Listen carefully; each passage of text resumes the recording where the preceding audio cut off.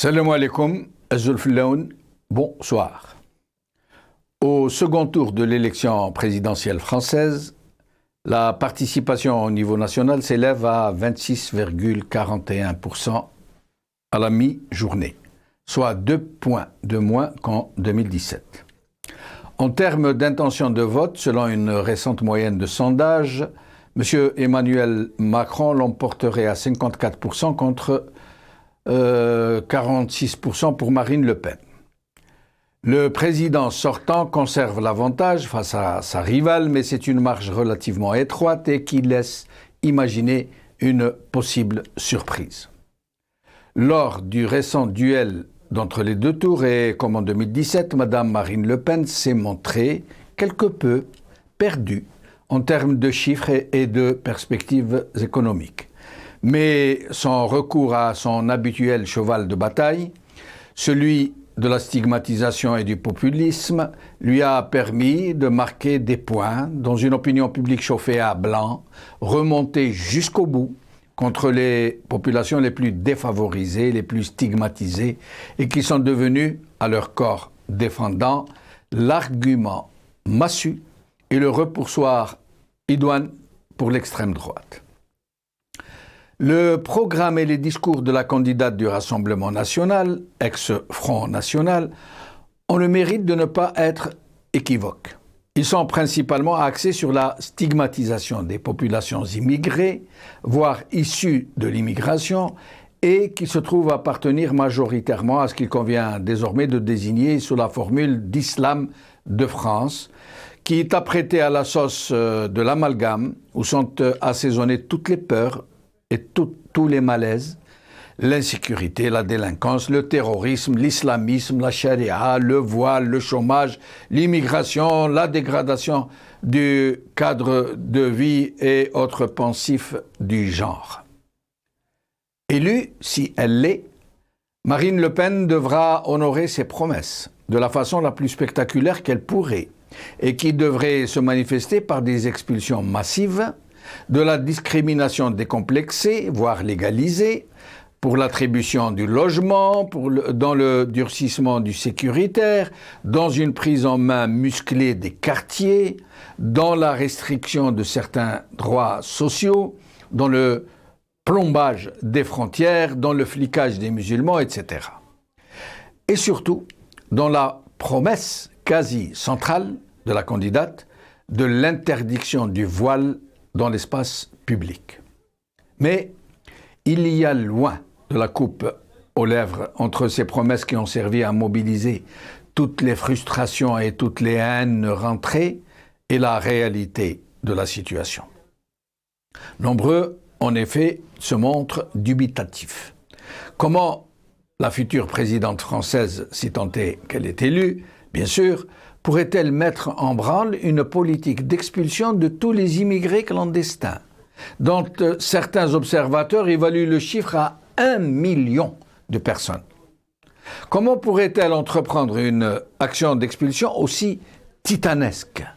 Comment pourrait-elle mettre en place sa promesse de la priorité nationale, qui prendrait en compte des critères ouvertement discriminatoires pour l'attribution de droits élémentaires, comme le logement social ou l'accès à l'emploi? À plus forte raison que de très nombreux étrangers sont employés dans des secteurs vitaux de la vie économique française, qui ne peut plus se permettre le luxe de se passer de leur apport. Il faut imaginer l'épais malaise politico-sociétal qui pourrait peser sur la vie en France si un tel programme venait à se concrétiser, avec une présidente qui promet de transformer la France en enfer de science-fiction pour les damnés de la terre. Suppression jusqu'à la notion de regroupement familiaux, suppression de la naturalisation par le mariage, suppression du droit du sol, poursuite judiciaire des personnes qui apportent une aide aux étrangers en situation irrégulière, institution de la présomption de légitime défense pour les forces de l'ordre, un peu comme si elles voulaient inciter les policiers à la violence, voire même à l'usage de leurs armes. Et bien sûr, quitte à me répéter, cette interdiction du voile musulman dans l'espace public que Marine Le Pen considère comme un uniforme, un signe de ralliement des islamistes, voire des terroristes, et donc, selon elle, une impérative mesure, une mesure inusitée dans l'histoire des nations et qui pourrait mettre le feu aux poudres.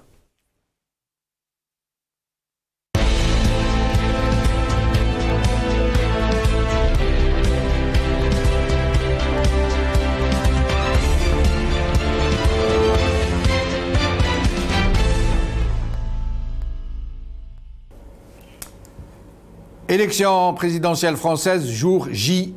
C'est le titre de notre émission d'aujourd'hui, une émission groupée entre mon ami Nasser Joudi qui est ici avec moi et moi-même. Nous allons recevoir quelques-uns de nos habituels invités, mais aussi de nouvelles figures pour nous dire ce qu'elles pensent de ce scrutin, de leur sentiment général pour toutes les conditions donc, qui ont prévalu lors de ces élections. Nasser Joudi. Marhaba bik, Sidi Djamel. Marhaba bik, merci d'être avec nous. Merci à tous nos téléspectateurs. Marhaba bikoum. Comme d'habitude, Sidi Djamel, aujourd'hui, donc c'est le jour J, vous l'avez dit. Donc on essaiera de revenir sur ce qui s'est passé aujourd'hui, le vote de Marine Le Pen et le vote aussi de Emmanuel Macron, mais aussi avec les invités qu'on a invités pour l'émission d'aujourd'hui, pour donner un peu plus de détails et aussi d'analyse sur cette élection. Très bien. Alors nous allons commencer par recevoir M. Youssef Al-Rammash, maire de Bois-le-Roi, en Normandie. Youssef Al-Rammash, merci d'être avec nous. Youssef Al-Rammash. Marhaban. Marhaban, Ahlan, merci d'être avec nous. Je vous en prie. Alors, d'abord, une question. Il semble que vous soyez le maire d'une commune qui vote plutôt très à droite, pour rester mesuré. Oui, merci tout d'abord pour l'invitation. Merci Effectivement, à vous. je suis élu dans une petite commune dans la Normandie. Il y a une bonne proportion qui vote l'extrême droite. C'est vrai, historiquement, c'était quelque chose qui était plutôt orienté l'extrême gauche avec beaucoup de sympathisants communistes. Mais au fur et à mesure, avec l'histoire, c'est passé Parti socialiste, puis la droite. Et maintenant, c'est vrai qu'on a une bonne partie qui vote FN, malgré que le maire soit d'origine marocaine. Et comment se fait-il, parce que c'est très curieux, qu'un électorat qui vote beaucoup à l'extrême droite puisse élire un maire d'origine maghrébine? Bah écoutez, c'était un pari un peu fou, mais basé sur des indicateurs. À la fois, moi, j'étais très investi dans le village, et c'est vrai, je faisais abstraction un peu de ce vote extrême. Et il y a une bonne proportion qui est extrémiste, qui est xénophobe, mais une bonne partie qui résulte de ce rejet de la classe politique actuelle. Parce que vous savez, vous devez savoir, le balancier gauche-droite maintenant fait plus recette en France, et il y a plutôt un aspect souverainiste ou mondialiste qui se heurte à des difficultés, ou bien qui est plutôt favorisé par des difficultés sociales et autres. Et ça fait qu'il y a un vote de rejet qui s'oriente vers le Front National. Quoique, il reste quand même, sur toutes les élections que j'ai connues sur cette commune depuis 2008, quand je suis arrivé ici, à part les élections municipales qui sont sans couleur politique, la plupart du temps, vous avez le FN puis le RN qui remporte la mise à chaque fois. Et quel est votre sentiment général sur ces présidentielles? Comment les voyez-vous aboutir, selon vous? J'espère, je suppose qu'il y aura que Emmanuel Macron va le remporter. C'est vrai, le grand chelem de 2017 ne va pas se réaliser, parce qu'il faut savoir qu'ici, à l'échelle nationale, c'était à peu près 66%. Et sur l'échelle, après le troisième tour des présidentielles, comme on se permet de le nommer pour les législatives, sur les 5 circonscriptions de département de l'Eure, il y a eu 5 sur 5. Donc, il y a eu la majorité ici. Par contre, ici, j'espère avoir un pourcentage aux alentours de 54% pour le président actuel, parce que il y a la filiale économique, politique et sociale qui dépend vraiment de cette victoire. Elle ne sera pas large, mais j'ose espérer qu'elle sera bien là, parce que sinon, il y a toute comment dire, on dit en arabe, toute la carte politique française et européenne va être fortement impactée. Donc moi, je suis plutôt optimiste sur les résultats de ces présidentielles, avec un score moins important, et plutôt inquiet sur une vraie stabilité politique après au niveau des législatives. Quelle est la proportion des électeurs de la France profonde comme les électeurs de votre commune par rapport à la totalité du territoire? Ouais, c'est très peu. Moi, je suis dans une petite commune de 1200 habitants. Il faut savoir que dès qu'on se déplace de la région parisienne, vous avez des communes qui sont... par exemple, ma commune à 1200 habitants, on est classé 12e ou 13e sur une agglomération de 130 000 habitants.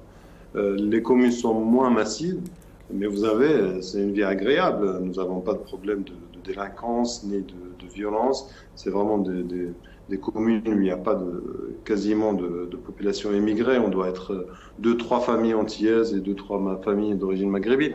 Mais la couverture médiatique et les sujets sur lesquels on met le focal sont souvent liés à l'immigration, liés à l'insécurité, et ce qui fait que les gens sont influencés par cette vision-là, par ce prisme, et on se retrouve avec des votes de ce type-là. Sur la proportion, vous savez, je suis sur une commune que j'ai étudiée un tout petit peu avec ces années. Il y a une bonne répartition. Vous avez un tiers de jeunes, un tiers de gens actifs de mon âge et un tiers de seniors. Et donc cet équilibre-là fait que les votes sont très dispersés. Il y a une bonne 40% pour l'extrême droite, mais le reste est réparti sur le centre droit, la droite républicaine et l'extrême gauche historiquement. Voilà. Donc c'est une population, c'est un vote bien proportionné. La raison de plus, c'est que cette année, on est bureau test. C'est pour ça que j'ai pas beaucoup de temps à vous accorder, même si le sujet est hyper important et il m'intéresse à plusieurs titres. Et donc on est bureau test parce que la tendance sur cette petite bourgade donne à peu près la vision sur tout le département. Monsieur le maire, monsieur Youssef Rmache, merci pour votre participation. Nous n'allons pas vous retenir plus longtemps. Vous avez demandé à être libéré. Vous avez des contraintes professionnelles. Merci beaucoup. Au plaisir de vous revoir. Nasser. Merci donc à monsieur le maire, monsieur Youssef Rmache. On a avec nous notre ami donc Idir Ounouran, analyste politique, qui est avec nous depuis Paris via Skype. Mais aussi Brahim Younsi, ancien cadre du MDA 82-88. Si Brahim, marhaba bik, bonsoir. Merci d'avoir accepté l'invitation. Merci de m'inviter de nouveau. Bonsoir, c'est Nasser. Bonsoir, c'est Jamal. Bonsoir, c'est Brahim. Marhaba bik. Merci. Bonjour aussi à notre ami Idir Ounouran, analyste politique. Idir, bonsoir. Merci d'avoir accepté l'invitation. Bonsoir M. Djoudi, bonsoir M. Benchnou, je salue mon ami Ibrahim. Bonsoir et je salue toutes les téléspectatrices et téléspectateurs qui nous regardent en ce moment. Très bien. Merci. Idir Ounouran, je vais commencer cette émission, donc je vais commencer avec vous, pardon. Qu'est-ce que vous pensez de ces chiffres? On avance donc un taux de participation de 63%.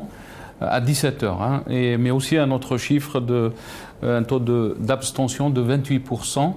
Est-ce que vous pensez que les Français se sont mobilisés pour ce deuxième tour, sachant que c'est déjà vu, si on peut dire, les deux personnes étaient à tête en 2017.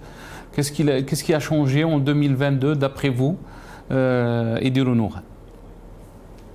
D'abord, il faut noter que le taux de participation est en recul par rapport déjà à 2017, de 2 points, me semble-t-il. Absolument. Mécaniquement, d'après les sondages, entraîne un taux d'abstention de 28%. Je vais juste faire la remarque que c'est le taux d'abstention. Lors des suffrages exprimés, il a les votes blancs. Quand on aura l'expression des votes blancs... Pardon de vous interrompre, vous avez dit le taux d'abstention est en recul. Vous non, avez dit le taux de participation. Ah, d'accord. Le taux de participation il est de 63. Voilà. Oui, je pense en 2017, il était de 65 à 17 heures. Et là, très bien. Merci. Pardon, Edith, de vous avoir interrompu. Non, il n'y a pas de souci. On nous annonce un taux de 28% d'abstention. Mais ce taux sera renforcé par le nombre de bulletins blancs une fois dépouillés.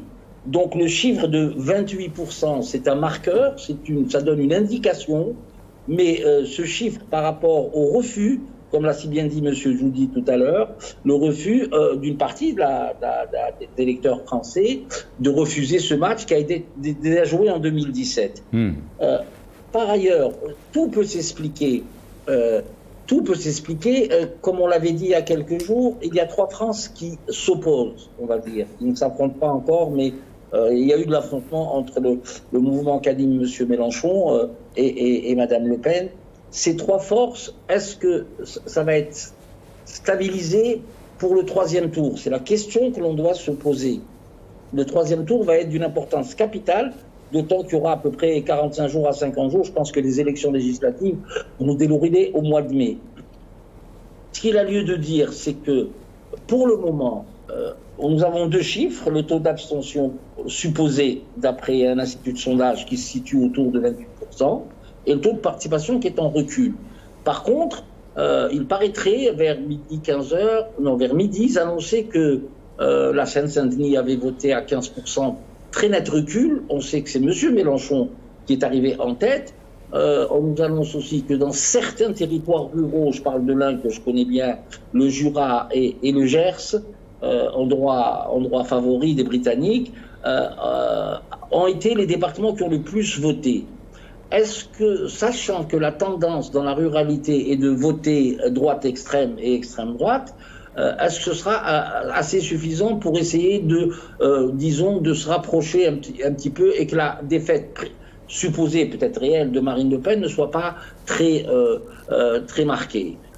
D'autant que dans la ruralité, on a une tendance sociologique et même anthropologique de voter en matinée. Donc pour le moment, moi je pense que le recul par rapport au premier tour, le recul est net, c'est 2 points. Ça prouve peut-être un report de voix de la gauche représentée par M. Mélenchon. On disait qu'il y aurait 30-35% qui n'iraient pas voter. Ça pourrait être confirmé. Ça pourrait être aussi une partie de l'électorat de Zemmour suite à sa main tendue à Marine Le Pen qu'elle a refusée, suite à la main tendue de la nièce de Marine Le Pen, Marion Maréchal, pour éventuellement former déjà des coalitions pour le 3e tour, que Marine Le Pen a décliné, ont fait que peut-être sur les 7% de l'électorat de M. Zemmour, une grande partie s'est sentie un peu humiliée par l'attitude de Mme Le Pen. Tout peut s'expliquer. Est-ce que vous pensez que les jeux sont faits, que cette marge entre M. Macron et Mme Le Pen ne laisse aucun doute et que c'est M. Macron qui va être élu, ou alors est-ce que ça va se jouer dans un mouchoir de poste, ou alors est-ce que la surprise est possible d'une victoire éventuelle de Mme Le Pen? Je pense que l'élection était déjà pliée bien avant. Il me semble que M. Macron va être élu pour un second mandat.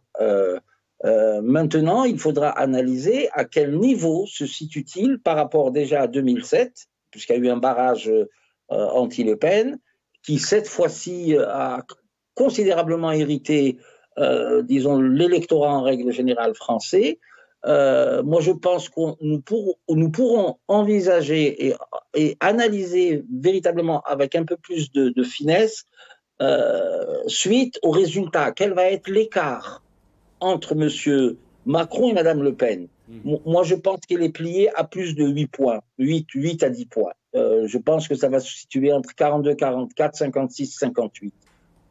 véritablement, ça se joue à ce niveau-là. Si l'écart par comportement électoral un peu plus de rejet de M. Macron, alors à ce moment-là, il faudra analyser toute la sociologie électorale de la France qui est en train de changer à la fois de comportement et à la fois de sociologie. Et Idir, juste pour vous apporter un peu plus d'informations sur l'abstention, donc ce chiffre, mais aussi pour M. Brahim Younsi, donc ce chiffre qui est à 28% est un niveau inédit depuis 1969. Donc, juste depuis 1969. Hein. Voilà. Jamais un tel chiffre n'a été atteint. Donc cette information qui a été donnée à 17h, heure française. Vous pouvez répéter, Idir? C'est à l'élection de M. Pompidou, je pense. En 69. Oui, tout à fait. Oui. Voilà, donc on va regarder ces images. Idir, restez avec nous, on va regarder ces images. Donc c'était M. Macron qui s'est déplacé donc chez lui au Touquet, qui a voté ce matin, mais aussi Mme Le Pen dans le Pas-de-Calais. On regarde ces images. Alors, le numéro 540. La merde.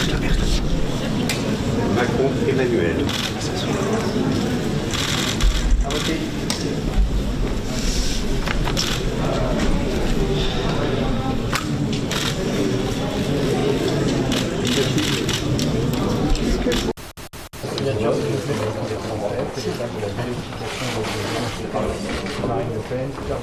Merci. Bon dimanche, monsieur Abdou. Madame Le Pen, pareil, le numéro 578. Madame Le Pen. Madame Le Pen. Par ici, Madame Le Pen. Madame Le Pen. Madame Le Pen, par ici, s'il vous plaît.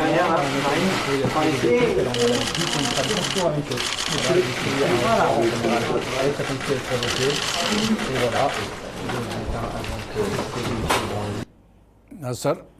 Donc on a vu ces images, donc Mme Le Pen et M. Macron qui votaient ce matin.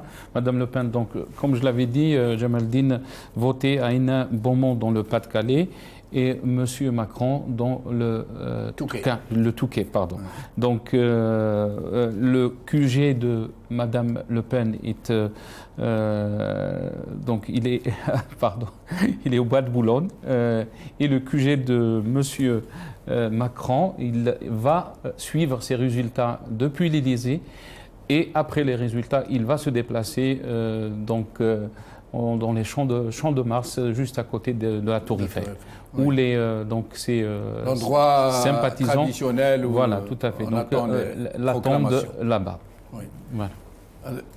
Donc si vous voulez poser une question à M. Brahim Younsi. Brahim Younsi, alors j'aimerais vous poser d'abord une question quasi existentielle. Cette promesse de Mme Macron, si elle est élue, de supprimer le port du voile, de l'interdire dans l'espace public. D'abord, est-ce qu'il y a un précédent dans l'histoire d'un autre pays qui a procédé à une telle mesure? D'abord, il s'agit de Mme Le Pen. Je me suis trompé encore une fois. J'ai dit Mme Le Pen, je crois. Non, vous avez dit Mme Macron. Encore une fois, je suis désolé. Ce n'est pas la première fois en plus. C'est une confusion qui doit être significative de quelque chose. Je salue de nouveau mon ami Idir. Effectivement, Emmanuel Macron l'a dit et il a raison de le dire. C'est que si on venait à interdire le voile en France, ce serait le premier pays au monde, me semble-t-il. Et je crois que Emmanuel Macron ne se trompe pas, il a dû vérifier cela, ou ses conseillers l'ont vérifié. Ce serait le premier pays qui interdirait le voile dans l'espace public. C'est énorme. C'est énorme comme décision de prendre cette décision, c'est énorme. C'est d'ailleurs dans le débat entre Marine Le Pen et Emmanuel Macron, mais Emmanuel Macron est allé très loin. en disant à Marine Le Pen qu'elle provoquerait la guerre civile au cas où elle interdirait, où elle venait à interdire le voile. C'est vrai qu'il y a un risque énorme que d'interdire de cette façon-là le voile sans aucun autre procès. C'est extrêmement dangereux. Cela est parfaitement vrai. Sinon, je rejoins mon ami Idir sur son analyse de façon globale, mais aussi sur le fait que en France, depuis déjà quelques années, il y a un changement, c'est vrai, de la géographie ou de la sociologie électorale de la France. À l'époque, d'ailleurs, depuis quelqu'un qui a travaillé sur ce qu'il avait appelé la géographie électorale de la France, André Siegfried, et cette géographie électorale de la France, comme l'appelait André Siegfried, qui avait travaillé sur l'ouest de la France, et l'ouest de la France qui était un électorat extrêmement conservateur. On voit aujourd'hui qu'il y a un déplacement de la cartographie ou de la géographie électorale ou de la sociologie électorale de la France vers l'Est. L'Est est devenu quasiment un bastion, majoritairement. Un bastion où les Français ont voté majoritairement pour Marine Le Pen, c'est l'Est de la France, et bien entendu le Sud. Et il a parlé du Gers. C'est dire que la France est en train de changer de sociologie sur le plan électoral, où l'extrémisme gagne du terrain ou a gagné du terrain. En plus, Brahim Youssik, c'est la troisième fois que l'extrême droite, le même parti quasiment, le père et la fille, c'est la troisième fois qu'ils se retrouvent au deuxième tour, ce qui laisse imaginer que la suite des événements pourrait nous réserver des surprises. C'est effectivement très significatif que de voir effectivement Marine Le Pen arriver au deuxième tour pour la deuxième fois, et que le père était arrivé au deuxième tour, en ayant d'ailleurs remporté devant un candidat socialiste. Cela révèle aussi, je crois qu'il faut aller au fond des choses, tout en espérant que les Français vont préférer une forte grippe à la lèpre. Mais il faut aller au fond des choses, me semble-t-il, que depuis quelques années, depuis au moins 2 décennies, que la démocratie française est en crise, la démocratie représentative de la France est en crise. Il y a une crise très dangereuse, très importante de la démocratie en France. Et vous avez un certain nombre d'intellectuels, de philosophes, et je le dis aussi à mon ami Edir, qu'il y a quelques philosophes encore, parce que je l'avais entendu la dernière fois de dire qu'il n'y a plus de philosophes. Il y a des philosophes encore, comme Jacques Rancière, par exemple, qui a travaillé sur la question de la démocratie et sur la question de la crise de la démocratie. Il y a aussi à droite, comme Marcel Gauchet, qui a travaillé aussi sur la question de la démocratie, et qui a aussi parlé de la crise de la démocratie de la France.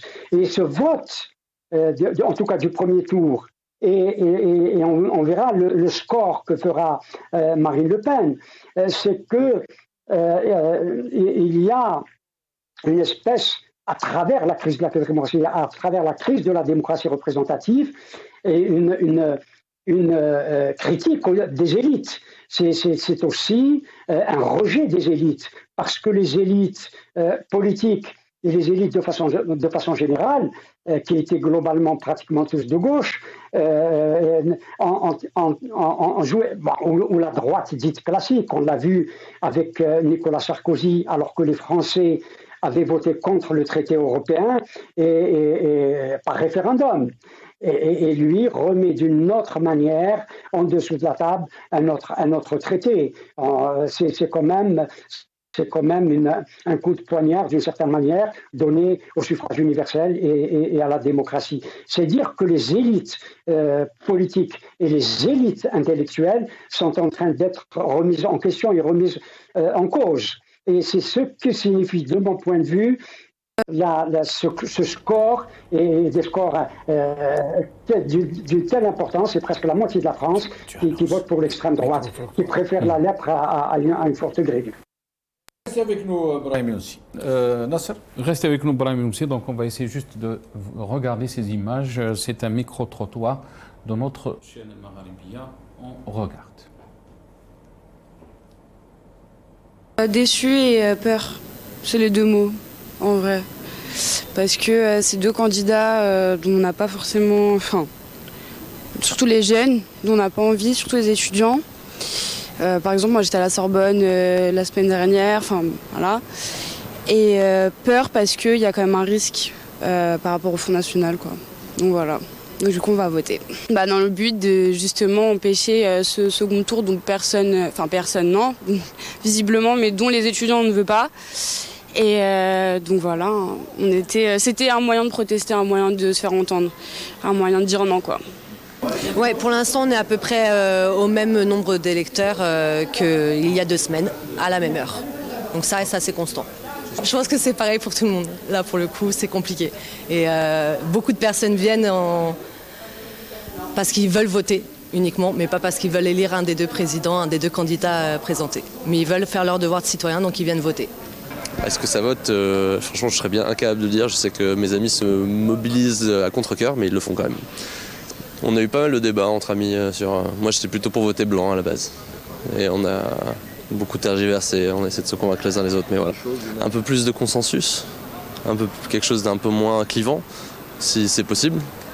On peut essayer d'avoir quelque chose de plus harmonieux et de faire en sorte que les gens vivent mieux les uns avec les autres, quoi. Ça peut paraître un peu utopiste, mais voilà, c'est ça que j'aimerais bien.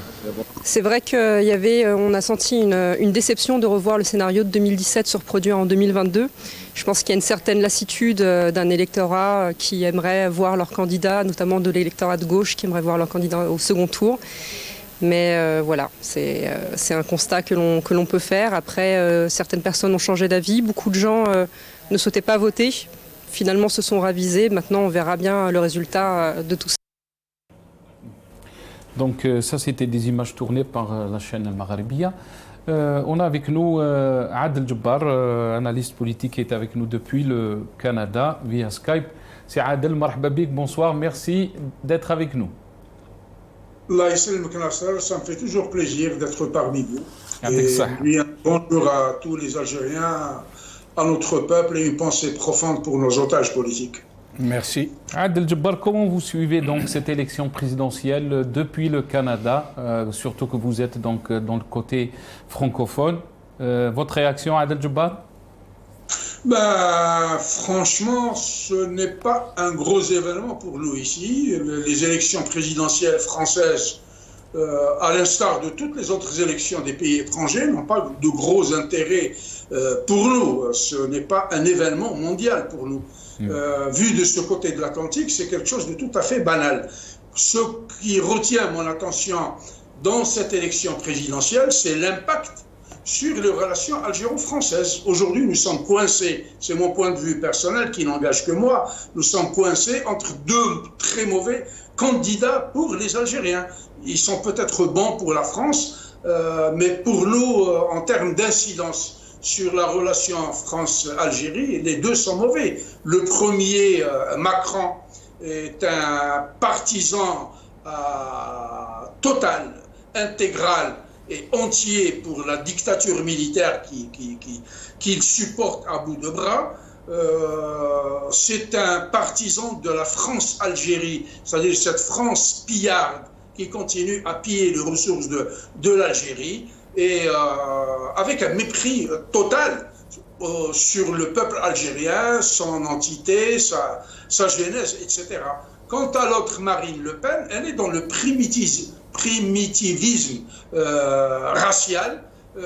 Au lieu de s'occuper des grandes questions qui concernent les Français, l'emploi, la sécurité, l'industrie, l'écologie, etc., elle est en train de nous parler d'un voile. Et ce matin, j'ai été surpris.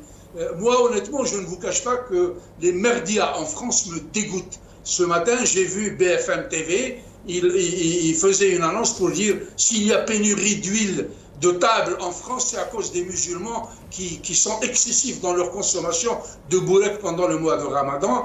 Un autre merdia, LCI pour ne pas le citer, disait que à l'occasion du Ramadan, les musulmans sont en train de faire une pénurie, de rafler les moutons, de les cacher dans les villages.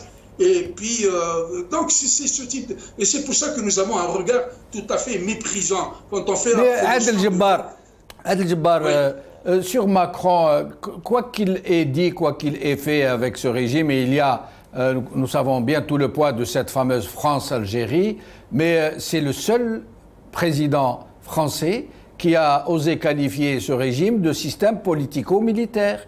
C'est le seul qui est allé aussi loin dans la reconnaissance mémorielle, qui a même réhabilité la mémoire de grands personnages de la révolution algérienne qui avaient été assassinés et passés pour suicidés ou morts par accident. C'est le seul qui a exigé des barons du régime et de leur progéniture des visas avec une chicane particulièrement difficile, contrairement à d'habitude. Donc, nous ne pouvons pas dire, je crois, que c'est comme les autres. Non. Pour moi, il est tout à fait comme les autres. Tant que nous ne sommes pas sortis de la relation toxique, mortelle et empoisonnée de la France-Algérie, c'est pas fini.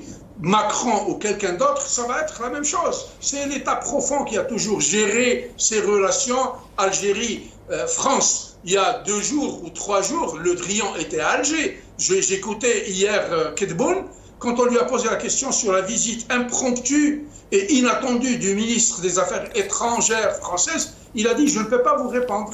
Je vous répondrai après ». Il est venu cueillir l'appui de l'Algérie. Il pensait que le gouvernement algérien ou le régime algérien avait une emprise sur les Algériens de France, ce qui est totalement faux. Maintenant, pour revenir aux reconnaissances entre guillemets de Macron sur les crimes et les génocides qui ont été commis par la colonisation française, c'est du marketing politique. Il a parlé de Boumengel. Pourquoi n'a-t-il pas, la veille, il avait reçu, la veille de la baptisation de la rue du 11 février 62, dans le 11e ou 12e arrondissement de Paris, il avait bien reçu des harkis, à qui il a fait une reconnaissance avec beaucoup de gracieuseté. Non, la France, pour nous, reste une équation insoluble. Tant et aussi longtemps que nous n'avons pas assaini nos relations. Et ce n'est pas la faute de la France profite, parce que nous avons des régimes illégitimes. Le jour où il y aura un régime algérien démocratiquement élu par le peuple algérien, à ce moment-là, il se mettra à défendre les intérêts de l'Algérie. Ce n'est malheureusement pas le cas. Donc pour moi, ces élections-là ne représentent rien. Je terminerai par dire que s'il y avait des Marine Le Pen et des, comment il s'appelle là, celui qui a été éjecté, celui qui a eu 7%, j'ai oublié son nom, tellement il est insignifiant. Éric Zemmour. S'ils étaient au Canada, ces gens-là seraient traduits en cour criminelle pour appel à la haine raciale. Donc, qu'est-ce que je vais dire sur ces élections-là? Ça concerne les Français. J'espère que les Français feront le bon choix. Aujourd'hui, pour moi, personnellement, je considère qu'ils sont entre la peste et le choléra. Les deux personnalités politiques n'ont pas d'intérêt pour nous en tant qu'Algériens. Alors, avant de vous libérer, Adel Jabbar, un pronostic, selon vous? Honnêtement, très honnêtement, je souhaiterais que Marine Le Pen gagne. Pourquoi? Comme ça, on va nettoyer les écuries d'Ogia, on va sortir de l'hypocrisie de l'État profond, des relations DRS, SDES et DGSE, et on va laisser des politiciens et des gouvernements légitimement élus se régler leur compte de façon tout à fait transparente, sans tricherie, sans tirer le tapis l'un sur l'autre. Donc ça, c'est mon opinion personnelle. Je sais qu'elle est très mauvaise vis-à-vis de l'islam et des musulmans, qu'elle balance à tout bout de champ, mais je pense qu'elle serait beaucoup plus intéressante pour les Français que Macron, qui a ruiné la France pendant son quinquennat. Adel Jabbar, merci beaucoup, au plaisir de vous retrouver. Merci Adel Jabbar, toujours surpris par ces Adel. Ah oui, Adel Jabbar. Oui. Moi, je comprends un peu son idée. Il veut la mettre au pied du mur. On l'a fait passer hier. Comme l'a dit qu'elle vienne. Absolument. Donc, on va regarder ces images, Jamaldine Benchenouf, toujours donc. Micro-trottoir aussi. Absolument, notre chaîne qui s'est déplacée dans les bureaux de vote. On regarde ces images. Non, j'ai pas de... Il n'y a rien qui a marqué. En fait, il y a plein de choses qui n'ont pas marqué. Enfin, ce qui n'a pas marqué cette campagne, je pense surtout, c'est de vraiment avoir des candidats qui... Non, en fait, ça va être très très long ma réponse là. Donc pour être très très courte plutôt, ce qui a marqué cette campagne, c'est le fait que personne n'ait su réellement... Enfin, tout le monde semble regretter des choix qui ont été faits au premier tour. Alors, et donc, c'est assez frustrant de se dire, en fait, il fallait aller aux urnes. Tout le monde allait aux urnes et s'exprimer. Peut-être qu'il y aurait eu moins de mécontentement, de regrets, etc. Pour moi, je trouve que l'écologie a été absolument absente des débats. Et c'est dingue, mais voilà, enfin, voilà, ma réponse, c'est ça. Écoutez, ça vote, mais ça vote quand même nettement moins qu'au premier tour. On voit que les gens sont moins mobilisés sur ce scrutin, malheureusement. Mais on a quand même eu du passage un peu toute la journée. L'absence de campagne, l'absence de débat de fond, une campagne très très particulière, marquée par la sortie du Covid et en même temps l'entrée en guerre, la guerre que l'on n'avait pas vue sur le territoire européen depuis des années et des années se produire sur notre continent. Donc une campagne très particulière, absolument. Moi je l'ai trouvée tout de suite. Je ne peux pas évoquer aucune tendance politique dans l'enceinte du bureau, mais pour ma part, je voterai et j'ai d'ailleurs voté tout à l'heure. Je sens un peu en colère, mais bon, je ne sais pas. Je pense que... Dans les détails, en colère, pourquoi? Avec tout ce qui s'est passé, les gilets jaunes, tout ça, contre Emmanuel Macron. Mais je pense qu'il va repasser, M. Macron. Qu'est-ce qui m'a marqué plus? Il y a 15 jours, il y avait pas mal de personnes qui sont venues voter, se sont déplacées. Le deuxième tour, comme si les gens n'étaient pas concernés. Donc c'est surtout ça. Donc voilà, il faut dire aussi qu'il y a les vacances. Donc voilà. Pas tous. On n'est jamais satisfait. Il y a quelques-uns, mais pas tout le monde, je pense pas. Oui, tout à fait. Il n'y a pas de problème. J'ai voté ce matin à 8h et j'ai trouvé le bon choix. Non. Après, c'est vrai que je me suis un peu placée derrière Jean-Luc Mélenchon. Mais non. C'était pas non plus à 100% le candidat idéal pour moi, quoi. Non, on peut jamais être sûr, mais oui, je pense que ça va être plus du côté de Macron, de Monsieur le Président Macron. Donc, beaucoup d'incertitudes, Jamaldine, beaucoup aussi de colère, si on peut dire, de déception. Et même d'indifférence. Absolument. Donc, on va faire passer aussi, Jamal, on a une vidéo de pourquoi les gens ne se sont pas déplacés voter. On a une vidéo, on va la faire passer. Donc ce taux d'abstention qu'on a annoncé qui est jusqu'à maintenant de 28%. Ça a été annoncé par le ministère de l'Intérieur. On a avec nous Jamaldine Monsieur Liamine Soum, sociologue, enseignant en relations internationales qui est avec nous depuis la France, je pense. Liamine Soum, marhaba bik, bonsoir. Merci d'avoir accepté l'invitation. Bonsoir. Bonsoir, merci Liamine Soum. Comment vous avez vécu cette journée? Donc, je pense que vous êtes déplacé pour voter. Oui, j'ai fait procuration. En fait, voilà, comme je pense beaucoup qui n'étaient pas disponibles pour ce dimanche. Bah, on l'a mis dans l'attente. Et je pense qu'on n'aura pas une grande surprise. Mais... vous pensez qu'il n'y aura pas de surprise? Non, je ne pense pas. On peut se tromper après. Oui. Et le taux d'abstention, le chiffre qui a été annoncé, comment peut-on le lire en tant que sociologue, vous-même, M. Liamine Soum, ce 28% à 17h? Ce qu'on constate depuis un certain nombre d'années, c'est que depuis la création du suffrage universel, donc c'est 1848 en France, donc en 1848, vous avez ces affiches où on avait le bulletin de vote qui était un outil de pacification du territoire national et l'épée qui était utilisé contre l'étranger. Donc on a cessé de faire progresser ce scrutin avec des temps forts, avec un parti communiste qui était fort après la Deuxième Guerre mondiale. Aujourd'hui, je pense que c'est une véritable crise des partis en tant que telle que nous vivons, parce qu'on voit bien que l'adhésion à un parti, on n'est pas dans le même registre, donc les partis sont quand même déroulés pour la population. Et puis je pense qu'on est traversé par plusieurs crises, une crise économique, crise géographique aussi, parce qu'on voit bien ce qui s'est passé avec les Gilets jaunes, la France périurbaine, celle où le coût de l'essence est cher, celle des petits métiers, elle n'a pas de représentation. On parlait souvent du Parti communiste comme un parti qui faisait tribune des classes populaires. Aujourd'hui, il y a un manque de représentativité des milieux populaires qui sont plus l'ouvrier qu'on voyait dans l'usine, mais qui sont tous ces personnes qui travaillent, qui sont un peu les invisibles de la politique, ceux qui vont travailler dans les plateformes Amazon, enfin voilà, tout ce prolétariat qui est invisible et qui n'est pas représenté, qui, je pense, explique une partie du rejet, même si je pense qu'il y a d'autres facteurs pour comprendre un petit peu l'analyse. Donc crise politique, mais aussi d'autres crises qui finalement impactent sur le vote et le fait de se déplacer, le fait de croire que ça va être un outil de transformation et de pacification aussi, comme je l'évoquais tout à l'heure. C'est comme ça que ça a été voté, le vote, en tous les cas, depuis le suffrage universel depuis 1848 en France. Donc, qui est tombée donc à 17h aujourd'hui. L'abstention, donc on avait annoncé 28%. On nous dit aussi que c'est un niveau inédit depuis 69. Liam Sow. Oui, bien sûr.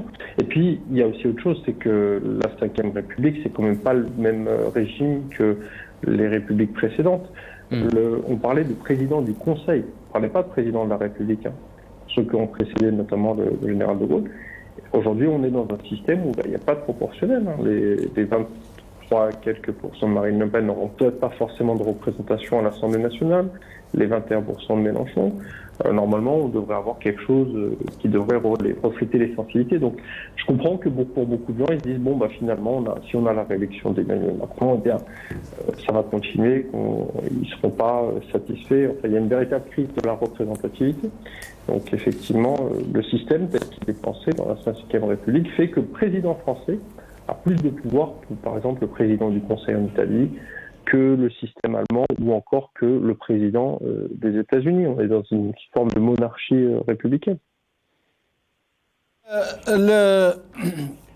Est-ce que vous pourriez imaginer un scénario catastrophe, allez, disons-le comme ça, d'une Madame Le Pen qui pourrait être élue et qui donc serait au pied du mur et qui devrait mettre en branle le programme qu'elle a annoncé, notamment l'interdiction du voile, notamment la priorité nationale pour les Français. Est-ce que vous pouvez imaginer un tel scénario? Tout est possible dans une élection. C'est comme un peu, si vous voulez, tout est possible, d'autant plus que, j'ai vu des sondages circuler, je pense que tout le monde les a vus sur les territoires ultramarins, mais il y a quand même un territoire qui doit nous interpeller, qui est le territoire en fait le plus musulman de France. C'est le territoire où on entend l'appel à prière, vous savez de quel territoire je parle, où l'extrême droite fait 45%, si on cumule les Montré et Dupont-Aignan, où Marine Le Pen fait plus de 42%, c'est Mayotte. Mayotte est un territoire à 95% de culture ou de confession musulmane, et Mayotte vote Rassemblement national, sans véritable ancrage local. C'est-à-dire que c'est sur le territoire le plus musulman de France que le Rassemblement national fait le meilleur score. Vous voyez ? Donc, il est possible, tout est possible, et surtout si la sociologie du vote, elle évolue. Maintenant, les sondages donnent quand même des tendances qui confirmeraient l'élection d'Emmanuel Macron. Mais ce qui doit quand même nous interpeller, c'est que si c'est du 45, 46, 47, c'est quand même un score énorme, hallucinant. Oui. L'extrême droite. Quand bien même ça serait pas un succès. Mais ce qui se passe à Mayotte, parce que là, en Mayotte, on ne peut pas parler d'islamophobie, on ne peut pas parler de toutes ces questions-là. C'est un vote clairement anti-immigration comorienne à Mayotte. Mais pourquoi est-ce que les résultats sont connus de Mayotte? Je parle du premier tour. Premier tour, oui. Je parle du premier tour. Premier tour, Marine Le Pen fait 42%. Oui, c'est vrai que je n'ai pas précisé, mais à Mayotte, les résultats, c'est du 42 et quelques pour Marine Le Pen. Vous imaginez? Donc c'est quand même quelque chose qui démontre aussi que cet électorat, il est quand même beaucoup plus large que, voilà. Même si on a quand même des grandes tendances, hein, c'est quand même des électorats périurbains. Mais Mayotte, c'est parce qu'il y a un problème un peu particulier, parce que c'est une île donc française, que juste en face, des gens qui sont de la même religion, de la même ethnie qu'eux, mais qui ne sont pas français, qui sont tentés par l'immigration clandestine, qui ont, j'allais dire, envahi, entre guillemets, eux le disent comme ça, oui, et donc c'est une réaction épidermique, ce n'est pas idéologique du tout. Oui, mais c'est quand même, alors il y a quand même aussi de la xénophobie, il y a eu quand même des choses, hein, c'est un territoire que je connais bien, mais ce qui se passe sur Mayotte, ça doit quand même nous interroger les multiples facteurs qui mènent à voter Marine Le Pen. Mais ce qu'on a aujourd'hui, enfin, en tout cas dans la cartographie, c'est que vous voyez bien, il y a une carte qui se dessine plutôt avec le nord, une partie du sud, une partie de la France un petit peu invisible, mais tout l'ouest vote majoritairement, enfin Macron est devant, donc quand vous prenez toute la carte de France, Marine Le Pen a du mal à pénétrer le cœur des villes, et là parfois on voit un Mélenchon qui est au-dessus dans un certain nombre de villes ou de banlieues de proximité. Voilà, mais bon, pour répondre à votre question, oui, tout est possible, mais bon, on verra dans quelques instants.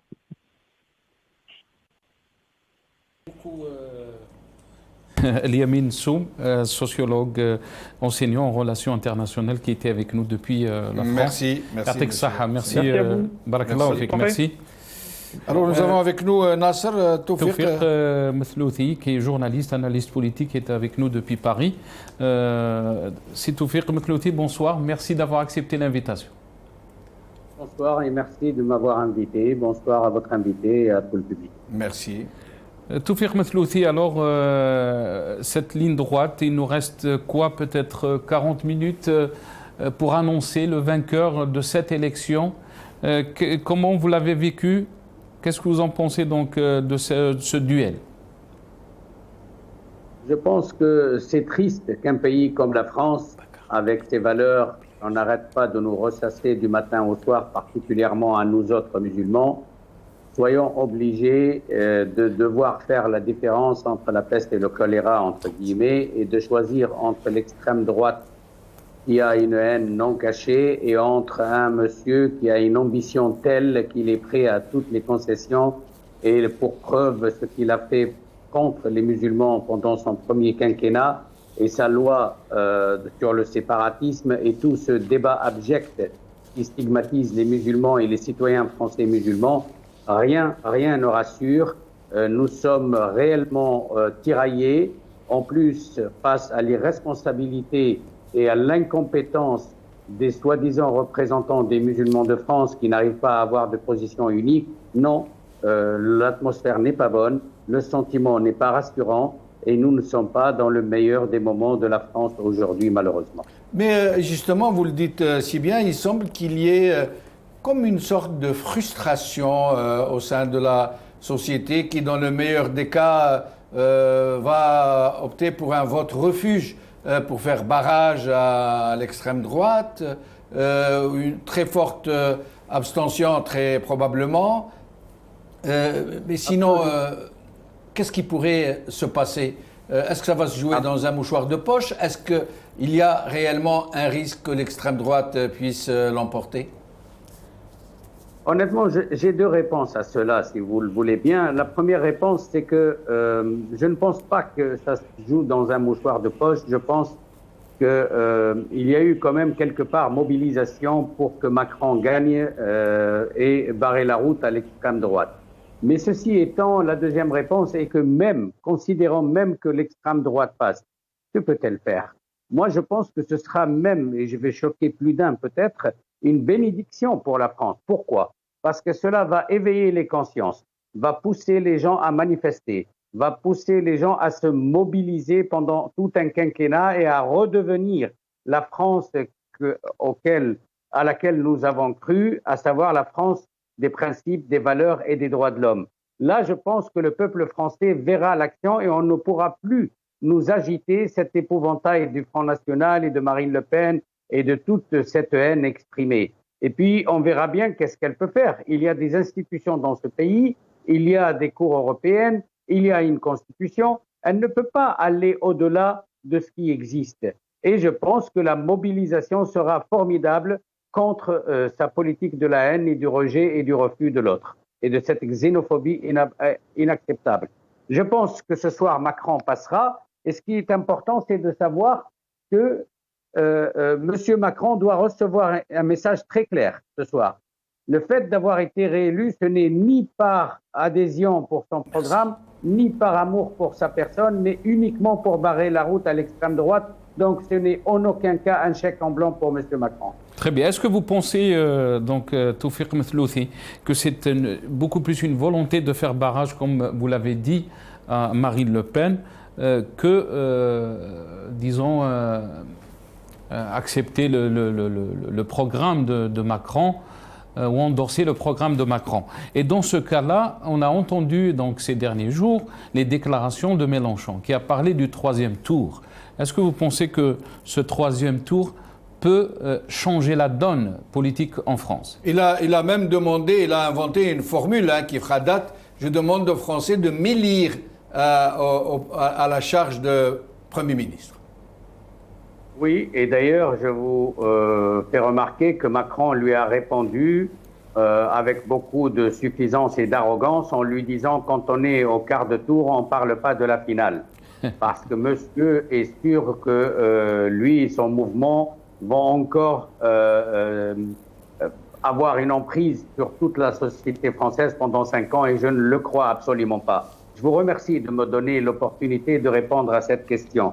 Oui, en effet, personnellement, j'appelle tous nos concitoyens à faire barrage à ce programme parce que le vote de ce soir, je le dis et je le redis, n'est pas un vote pour M. Macron ni pour son programme, mais pour faire barrer la route au pire, à Marine Le Pen et à tout ce qu'elle représente. Mais M. Macron doit comprendre que nous serons mobilisés et que le troisième tour aura bien lieu. Les législatives seront marqueront la différence dans la vie politique française. Beaucoup dans la communauté et en dehors de la communauté sont très conscients de cela. Les débats ont commencé, les rencontres ont commencé et je pense que même si Mélenchon n'est pas Premier ministre, parce que c'est pas là le plus important c'est d'avoir un bloc solide à l'Assemblée nationale qui fasse barrage aux excès commis et qui sont planifiés par M. Macron. Merci Toufiq Methlouthi. Merci beaucoup, journaliste et analyste politique qui a été avec nous depuis Paris via Skype. Idirou Noran, je vais revenir à vous. Donc, les déclarations de Mélenchon. Je vous donne juste que les législatives françaises se tiendront donc dimanche le 12 juin, le premier tour, et dimanche le 19 juin, le deuxième tour.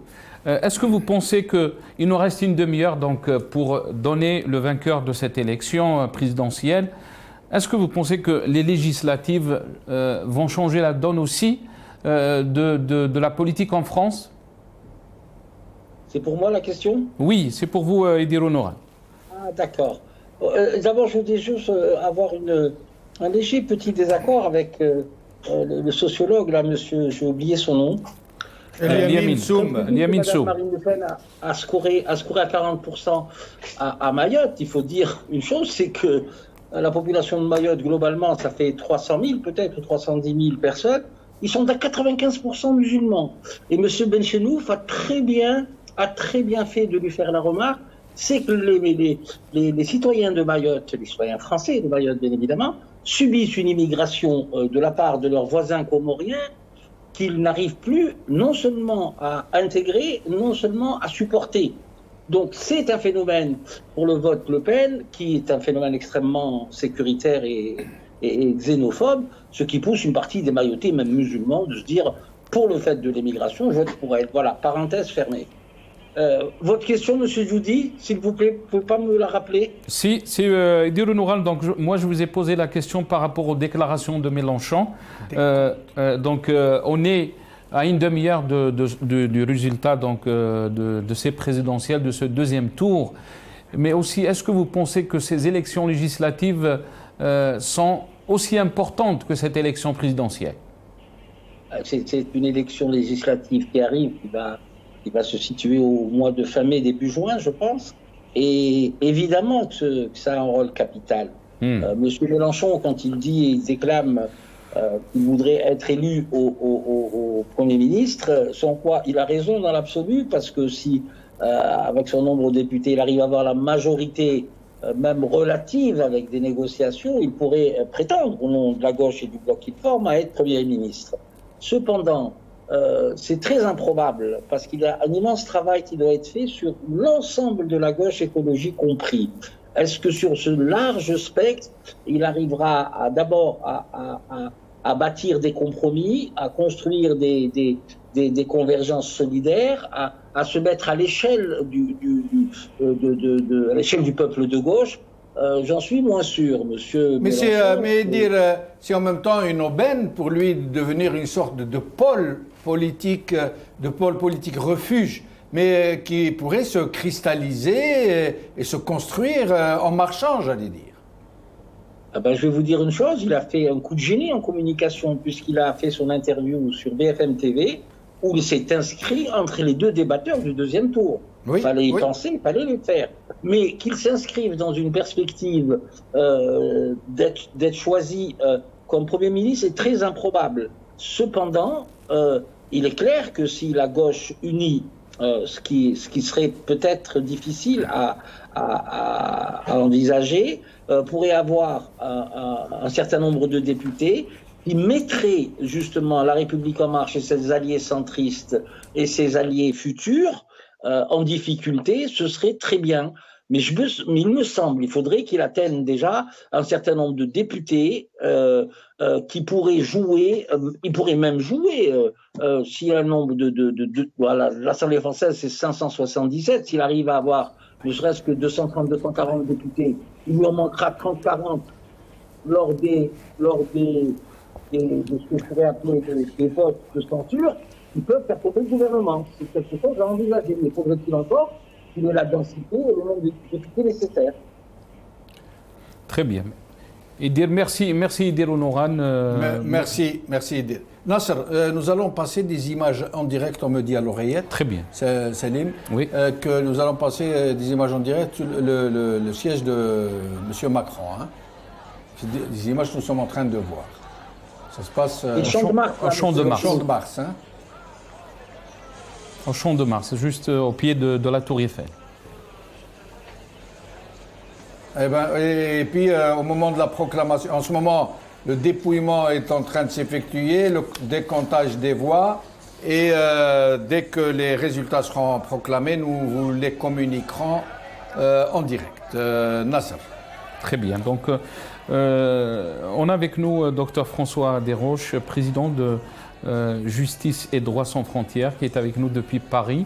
Docteur François Desroches, merci, bonsoir, merci d'avoir accepté l'invitation.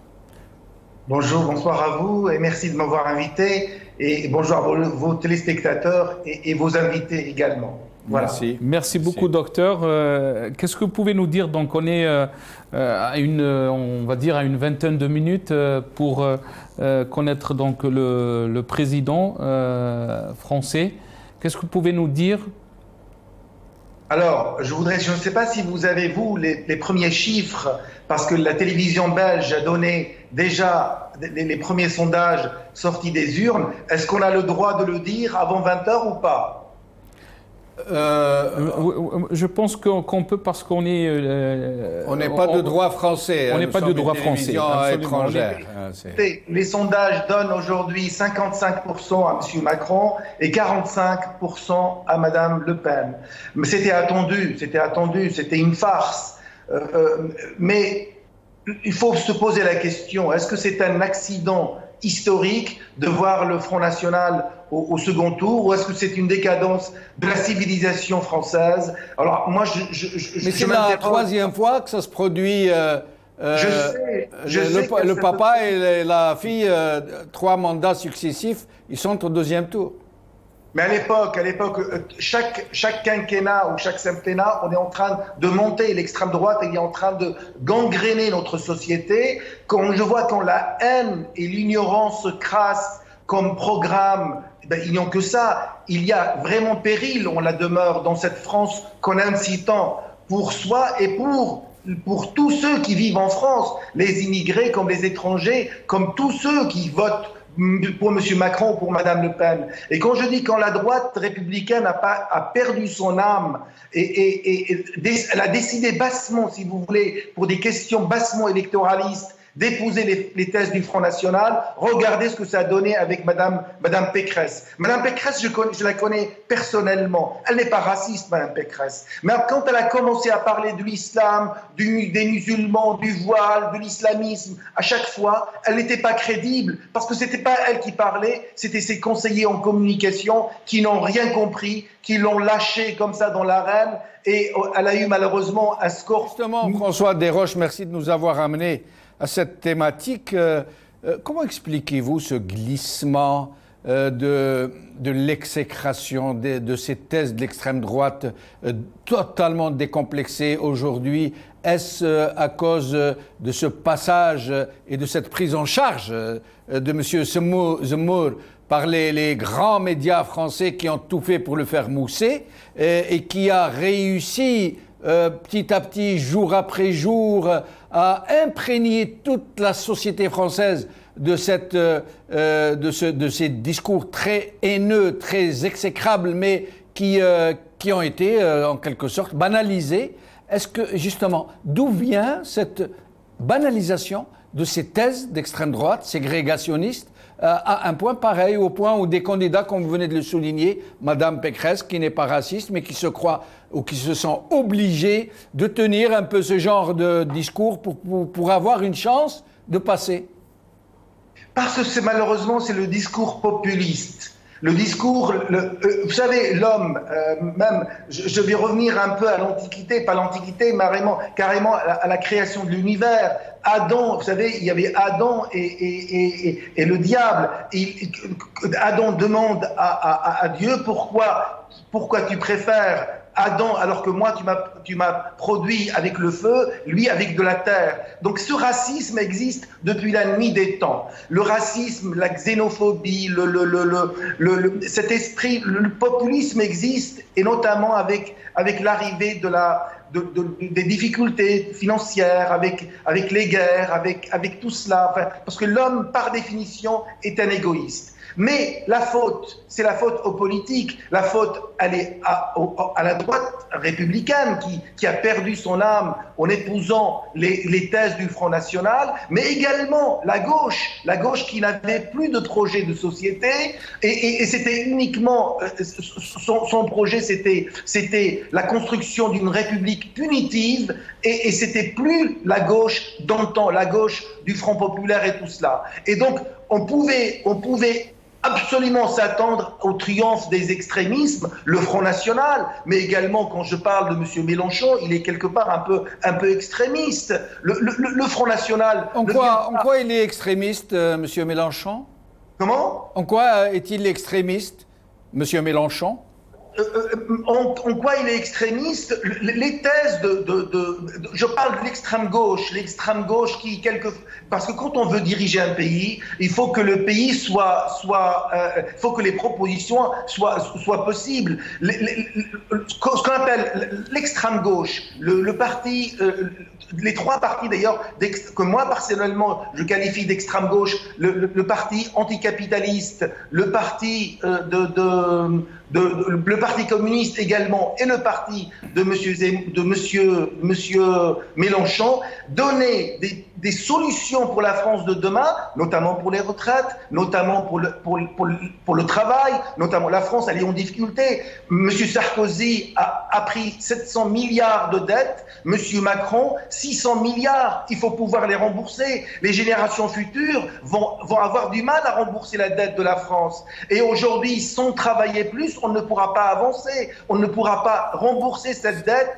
qui pèse sur la tête, sur les épaules de chaque Français. Donc, ce discours, il faut que le discours des politiques soit un discours responsable. Monsieur Mélenchon, bien sûr, je le salue parce qu'il soutient les musulmans en France. C'est une bonne chose parce que n'importe quel homme libre, n'importe quel homme de gauche devrait faire comme M. Mélenchon. Sauf qu'on oublie que M. Mélenchon, il a soutenu, il a applaudi M. Assad quand Poutine bombardait la Syrie, il a mis la Syrie à feu et à sang. Absolument, ce n'est pas normal. Un homme de gauche ne peut pas soutenir un criminel de guerre qui a mis ce pays, la Syrie, à feu et à sang. Donc, il y a des choses chez des tâches chez M. Mélenchon qui ne sont pas acceptables et qui font partie. Moi, quand je dis l'extrême gauche, d'ailleurs, les politiques français classent M. Mélenchon dans l'extrême gauche. Et pourtant, M. Desroches, les déclarations de Mélenchon, quand il parle du troisième tour, il appelle les Français à les lire comme Premier ministre. Comment interpréter donc ces déclarations, sachant qu'il a fait un score quand même qui était prêt à aller au deuxième tour. Mais avant de vous donner la parole pour répondre à cette question, on va juste passer ces images. Vous avez parlé donc de confusion, surtout chez les jeunes, de l'abstention. On regarde ces images et je reviens à vous, Monsieur Desroches. Ce tour-là, je ne voterai pas. Surtout pas Macron. Pas Macron parce que là, il a fait trop de mal aux gens et il y pense que pour les riches. Et là, le deuxième tour, je ne le ferai pas. Je vais venir faire mes courses, c'est plus important que de voter Macron ou Le Pen. Ça, c'est clair. La première fois, j'ai voté Mélenchon parce qu'il y avait des idées qui me correspondaient, quoi. Et le deuxième tour, là, on n'a pas le choix. Donc, entre le pire et le moins pire. Parce que vraiment, c'est déjà vu. Le président, déjà, il a fait son mandat, déjà. Et Mme Le Pen, on a déjà vu son programme. Donc, il n'y a rien de nouveau. Le vote blanc, c'est un vote qu'on est mécontent, qu'on n'est pas content, ni de ce candidat, ni de l'autre. C'est pour ça qu'on vote blanc. C'est une protestation en quelque sorte, le vote blanc. Voilà, quand ils vont faire les comptes après, ils vont trouver des abstentions, ils vont savoir que les gens ne sont pas contents de ce candidat. C'est ça le but des choses. J'espère que ça va changer. Je ne vais pas voter parce que, comme je vous ai expliqué tout à l'heure, je ne suis pas pour ni l'un pour l'autre. Donc voilà. Donc Mélenchon, c'était vraiment quelqu'un qui m'avait inspiré. Bon, après, maintenant, c'est vrai qu'au niveau politique, je ne suis pas trop calé. Mais là, honnêtement, Macron, je suis déçu. Il a fait beaucoup de promesses qu'il n'a pas tenues, surtout dans les banlieues. Et puis, quant à Le Pen, je suis un peu mal placé pour voter pour elle. Donc voilà, quoi. Donc, Monsieur Desroches, vous avez entendu ces déclarations. Qu'est-ce que vous en pensez? Donc, il y a beaucoup d'abstention. On parle de plus de 28%. Bien sûr, il y a beaucoup d'abstention. Bien sûr, le choix était difficile à faire, comme il y avait des gens qui ont dit entre peste et choléra. Mais il ne faut pas oublier que M. Mélenchon également, lors du vote de la loi contre le séparatisme, si mes souvenirs sont bons, il s'est abstenu. Enfin, aujourd'hui, les musulmans, il y a eu quand même 718 établissements musulmans dont des mosquées, des écoles, des associations ont été fermées, 24 887 contrôles visant spécifiquement la communauté musulmane ont été faits. Et puis, surtout, 46 millions d'euros qui ont été saisis. Vous savez, quand vous allez dans des lieux de culte qui n'ont pas d'autre moyen que le don des fidèles, 46 millions d'euros de dons de fidèles ont été saisis pour aller au ministère de l'Intérieur. Bien sûr, il y a des choses qui sont absolument inacceptables. Bien sûr, quand on voit M. Mélenchon applaudir les musulmans et leur dire qu'il y a c'est pas normal ce qui vous arrive, mais on n'a pas besoin, ça crève tellement l'œil. Ça montre le gouvernement jusqu'à maintenant. Toutes les lois qui ont été faites ont été des lois qui étaient des lois purement islamophobes. Je pèse mes mots à l'égard des musulmans. D'ailleurs, aujourd'hui, on s'attaque à qui? On s'attaque aux femmes voilées. Ça peut être votre épouse, ça peut être votre sœur, ça peut être votre amie, ça peut être votre cousine. Maintenant, on s'attaque également dans le milieu du sport, parce qu'on dit que le fait d'être voilé ne peut pas faire du sport et on est en train d'attaquer la République. Je suis désolé, la République... Mais justement, François Desroches, excusez-moi de vous avoir interrompu. François Desroches, comment expliquez-vous cet empressement, ce zèle à aller vers la répression anti-islamiste, comme ils disent, mais pour ne pas dire anti-islam tout court, alors qu'ils n'ont pas bougé une oreille après l'appel de la mosquée de Paris et du consistoire à voter pour M. Macron. Alors c'est une ingérence criarde de la religion dans le domaine politique et en violation des dispositions de la laïcité et en violation des dispositions sur le fameux séparatisme. Comment expliquez-vous cette hypocrisie politique aussi hurlante, j'allais dire? Alors, merci de me donner la parole sur ce point en particulier. Effectivement, vous avez parfaitement raison. Monsieur Darmanin, il est venu à la mosquée de Paris. Alors, il était en contravention avec une loi que lui, il a mis en place. Le grand consistoire, bien sûr, il était en contravention également, mais la mosquée de Paris était en contravention avec la loi de la République, la loi qui a été votée à l'Assemblée nationale. Et monsieur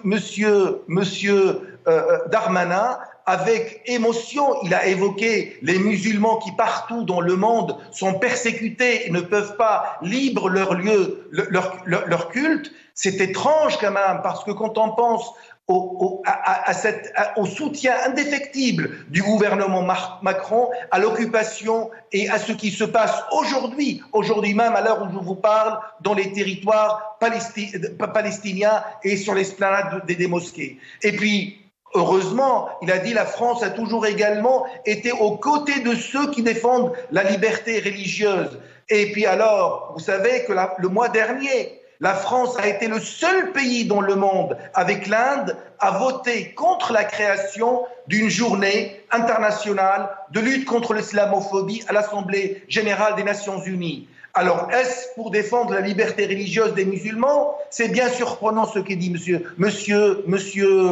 Darmanin. Et puis, le gouvernement de la République, il a dit qu'il était extrêmement attaché à la liberté religieuse et à la liberté de culte. Néanmoins, quand on voit que ce gouvernement a voté cette loi contre le séparatisme, écoutez bien, a permis de traiter toutes les structures musulmanes comme des organisations criminelles.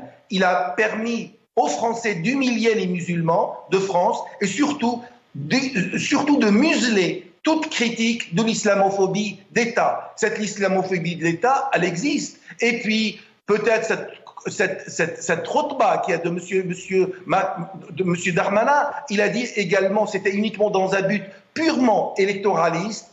Et puis, est-ce que c'est une simple coïncidence pour le deuxième tour? Écoutez, on a vu tout l'amour qu'il a porté aux musulmans durant ce merveilleux quinquennat, pendant lequel il était ministre de l'Intérieur, mais on ne peut pas penser une parcelle de seconde qu'il est venu prêcher la bonne parole au niveau des musulmans. Et puis, je termine avec ça, il a dit également...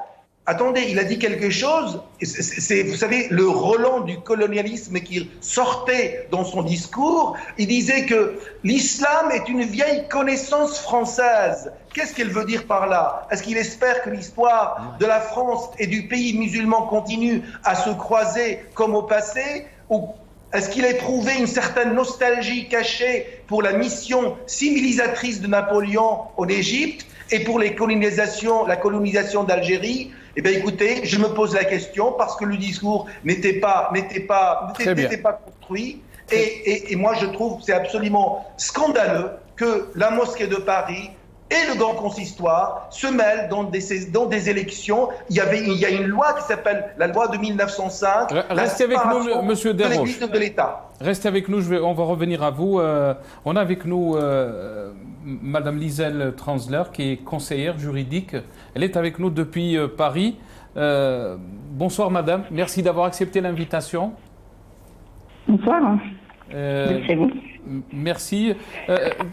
Quelle est votre réaction par rapport à ce deuxième tour? Le Pen, Madame Le Pen d'un côté, Monsieur Macron de l'autre côté. Qu'est-ce que vous en pensez? Qu'est-ce que vous pouvez nous dire? Il nous reste 10 minutes avant de donner le vainqueur de cette présidentielle.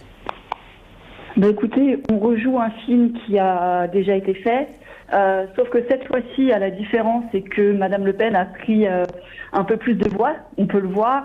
L'abstention aussi est très présente. En même temps, on ne peut pas non plus critiquer le fait de cette abstention, parce qu'il est vrai que quand on voit qu'il y a un vote soit entre Madame Le Pen entre Madame Le Pen et Monsieur Macron, c'est sûr que l'on n'a pas envie de voter, malheureusement. Ces personnes ne nous représentent pas du tout ici en France. Ils représentent surtout une catégorie de personnes, mais minime, très minime. On est juste obligé de voter, en fait. Ce n'est pas un choix personnel, c'est juste qu'on essaye de voter pour le moins pire. Et normalement, ce n'est pas ça une élection électorale. Et c'est vrai que c'est vraiment malheureux dans un pays qui est soi-disant très actif pour les droits de l'homme. Et en fait, on s'aperçoit que l'heure est vraiment très grave, parce que là, maintenant, on a vu aussi que Madame Le Pen a quand même énormément de voix, et on est vraiment aussi toujours dans cette peur et cette appréhension que dans les 10 minutes qui arrivent, elle soit élue et que l'on voit son visage à la télé. On a vraiment très peur pour les conséquences pour la suite, et en même temps, c'est vrai que vous avez aussi beaucoup de personnes qui s'expriment sur les plateaux télé. Monsieur Desroches parlait de l'islamophobie, je le rejoins là-dessus, parce qu'on voit vraiment que la cible de Madame Le Pen, mais également de Monsieur Macron, parce qu'il y a encore quelques mois, Monsieur Macron était justement aussi sur cette voie contre les musulmans, contre l'islam, et aussi Madame Le Pen qui voudrait interdire le voile dans l'espace public. Mais bon, elle était pourtant avocate, elle est censée connaître la loi. Malgré tout, elle fait des propositions qui sont quand même anticonstitutionnelles. Mais bon, voilà. Bonjour madame, merci donc d'être avec nous. Ce troisième tour dont parle monsieur Mélenchon, et qu'il demande, il a inventé une formule d'ailleurs, il demande aux Français de l'élire Premier ministre. Vous pensez que ça pourrait changer la donne et laisser des perspectives émerger de ce cafouillage? Oui, effectivement, je pense. On a vu justement qu'il y avait quand même beaucoup de personnes qui ont voté pour lui dernièrement. Vous avez justement beaucoup de quartiers qui ont souhaité que M. Mélenchon représente la France. Malheureusement, il n'avait pas été élu là dernièrement, mais je pense que ce serait une bonne chose, oui, qu'il soit éventuellement Premier ministre. À voir. Après, c'est aussi aux Français de décider, bien entendu, mais ça pourrait peut-être renverser la donne, effectivement. De toute façon, nous allons le voir aussi au mois de juin, il y aura les législatives. Voilà, c'est vrai qu'on verra du coup, est-ce que le gouvernement sera totalement d'extrême droite ou de droite, voilà, parce que c'est vrai que maintenant on parle plus d'extrême droite et de droite, parce que même les partis politiques qui étaient anciennement de droite quand j'étais petite sont devenus aussi de l'extrême droite. Même Monsieur Macron, qui était on va dire au centre, maintenant aussi commence à rejoindre quand même le parti de Madame Le Pen dans ses propositions, voilà, dans son programme, et surtout dans les lois qu'il a appliquées dernièrement quand il était au pouvoir. Et restez avec nous pour le commentaire de l'après-résultat qui va être donné. Nous sommes sur la dernière ligne droite. Nasser, je crois qu'on a un compte-rendu de Abdessameh. Oui, on a un court compte-rendu. De Abdessameh. On va juste essayer de voir ces images avec le commentaire de notre confrère Abdessameh et on revient à nos invités. Jamalti. في يوم القرار الحاسم والاختيار بين مرشحين لرئاسة فرنسا، أحدهما الرئيس الحالي المنتهي ولايته إيمانويل ماكرون، والثاني أو الثانية بالتحديد هي مارين لوبان مرشحة اليمين المتطرف. تعيش أحياء الدائرة 18 في باريس على وقع عالمين متوازيين تماما. فحي باربيس يعيش أجواء رمضانية تحيل إلى عوالم الشرق، فالسلع المعروضة لا تكاد تختلف عن أحياء الجزائر العاصمة أو تونس ولا حتى دمشق، واليوميات لا توحي بأن المواطنين يعيشون الحالة الانتخابية، على اعتبار أن غالبية مرتادي هذا الحي من المهاجرين المغاربيين الذين لا يمتلكون حق الانتخاب، فيما يمتلكون حق صناعة أجواء رمضان في باريس.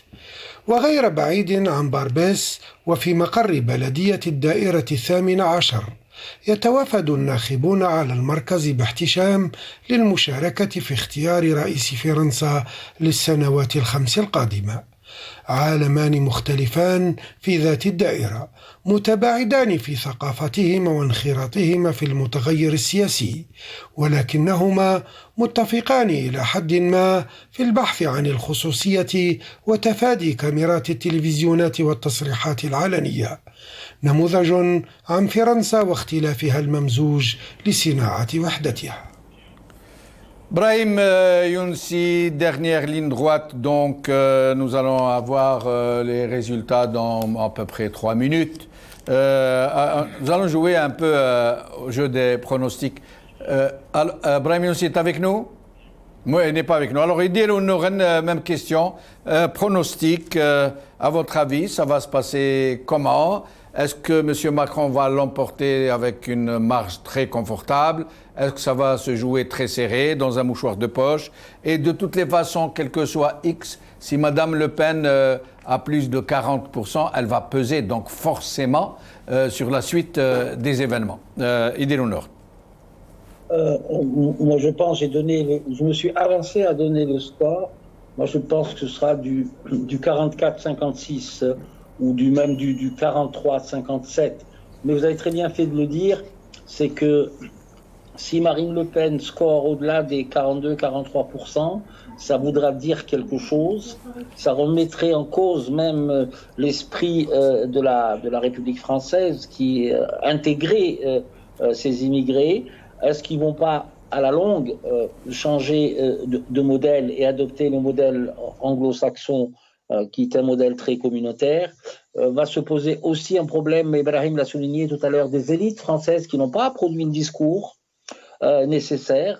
Il n'y a pas d'iconoclaste. Si vous prenez tout simplement l'écologie française n'arrive pas à percer, indépendamment des scrutins européens et des scrutins locaux, n'arrive pas à percer au niveau de l'Assemblée nationale et dans les mandats nationaux au niveau de l'élection présidentielle, parce que je pense qu'ils n'ont pas d'image charismatique chargée de porter le projet politique et écologique, et que les Français ont plus l'impression que les écologistes portent des dossiers d'expertise.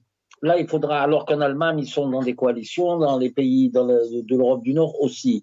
Et moi, je pense qu'on aura une transformation à la fois sociologique et de la cartographie électorale de la France. Mais moi, je dis encore une fois, les résultats, me semble-t-il, de 2017, c'est 33-67, 34-66.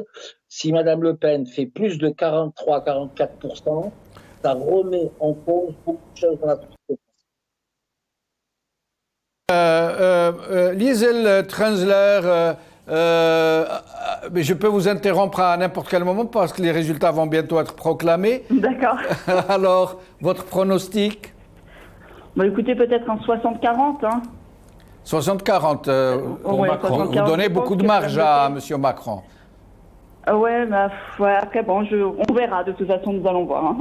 Mais même avec 40%, si Mme Le Pen remporte ces 40% supposés, vous ne pensez pas que ça va lui donner beaucoup de poids politique? Parce que ce sera 40% des électeurs français qui auront voté pour elle. C'est quand même... en tout cas, 40% des personnes qui ont voté. Voilà, exactement. On n'a pas pris en compte l'abstention, mais bien entendu, cela va jouer dans la suite des événements. Et quand elle passera à la télé, elle pourra effectivement dire, voilà, j'ai quand même eu 40% des voix, 40% des Français sont en adéquation avec mes idées, 40% des Français me suivent, ce qui est quand même énorme. Donc, j'ai la possibilité de parler et de m'exprimer, et surtout, voilà, d'avoir un poids après, par la suite, lors aussi des élections législatives, hein, tout simplement. Et malheureusement, en fait. Et c'est vraiment malheureux que la France en arrive à ce point-là. Je veux dire, parce que c'est quand même un régime totalitaire et de fasciste, malheureusement. Je veux dire, ces partis politiques. Nous allons aller sur le terrain, voir un peu ce qui se passe dans l'un et l'autre. Le siège, on va voir les sièges électoraux de l'un et l'autre candidat et attendre la proclamation des résultats, des scores. Et puis après, nous verrons avec nos invités pour en discuter une vingtaine de minutes à peu près.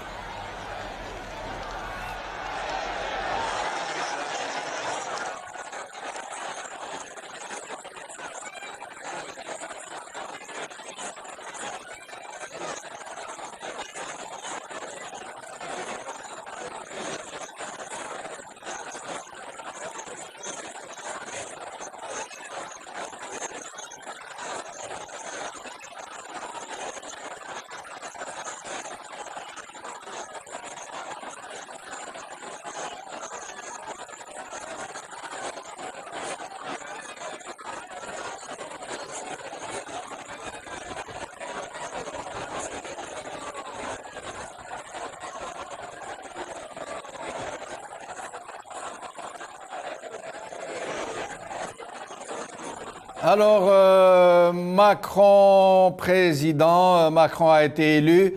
Nous allons avoir les chiffres, je ne vois pas très bien. Est-ce que Salim peut nous donner les chiffres? Nous sommes donc sur Reuters qui est en train de... nous n'avons pas suivi malheureusement, nous n'avons pas été au rendez-vous, je m'en excuse. Alors, Salim, est-ce que vous pouvez nous donner les résultats, le pourcentage? Macron l'emporte à 58,2%.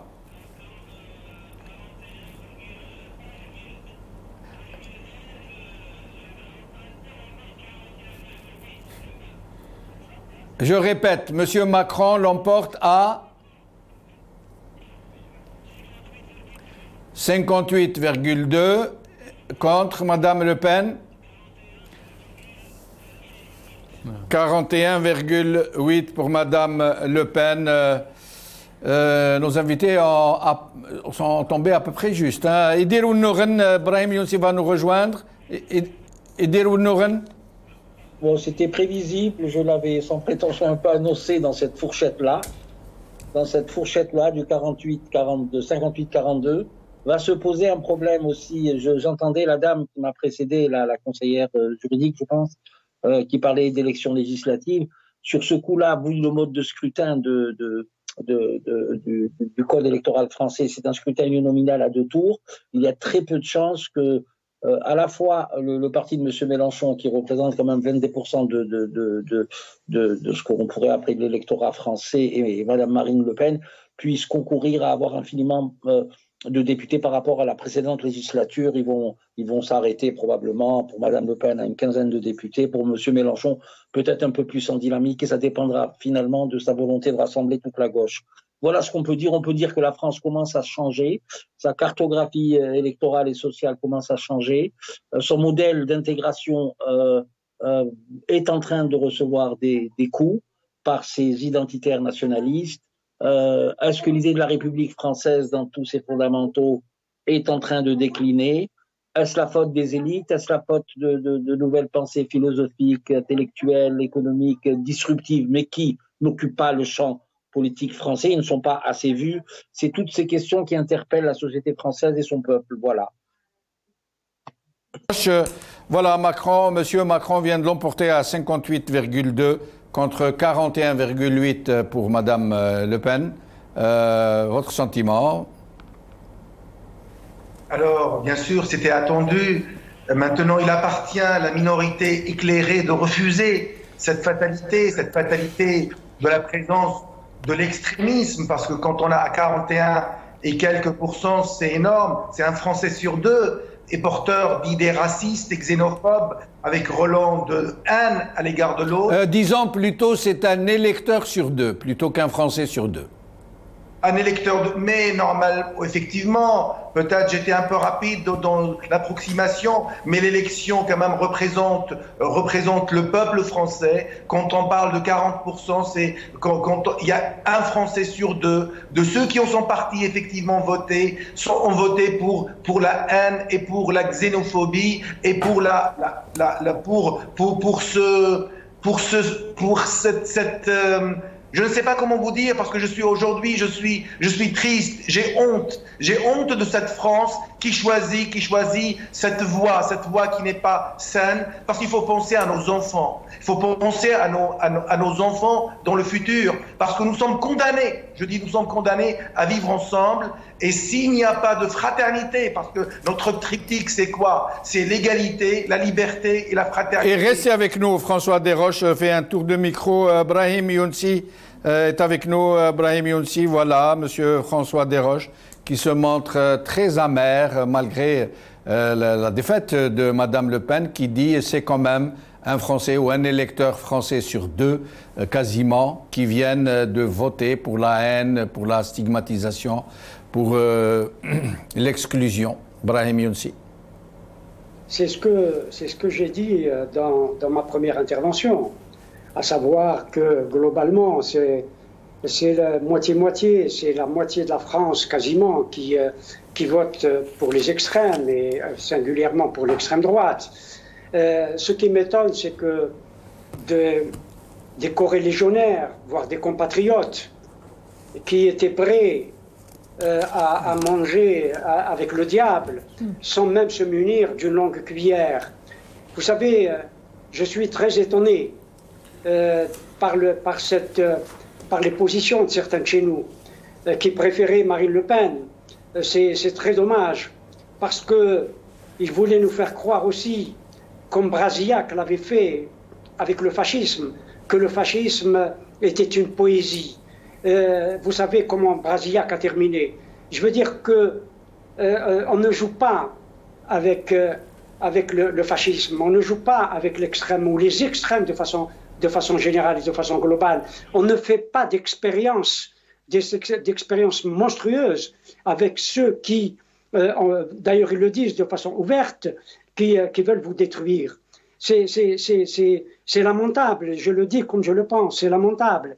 Tout à l'heure, j'ai dit qu'il y avait le choix entre la lèpre et une forte grippe. Bon, aujourd'hui, nous avons une forte grippe. C'est vrai que le gouvernement d'Emmanuel Macron, notamment son ministre de l'Intérieur, avec la loi sur le séparatisme, etc., c'est vrai que on pouvait penser qu'il y avait une stigmatisation de la communauté musulmane de façon globale.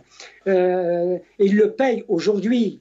Il le paye aujourd'hui parce qu'il y a aussi des musulmans. Et je vous ai écouté tout à l'heure sur le cas de Mayotte et vous avez raison de répondre à ce sociologue qu'effectivement ce n'est pas la question, les questions qui se posent en métropole, ce n'est pas les mêmes questions qui se posent à Mayotte et en métropole.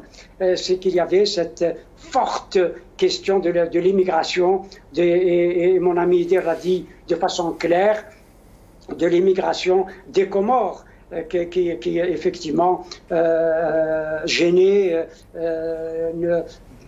les habitants de Comores. Il a donné le nombre de la population dont le nombre est de moins de 500 000 habitants.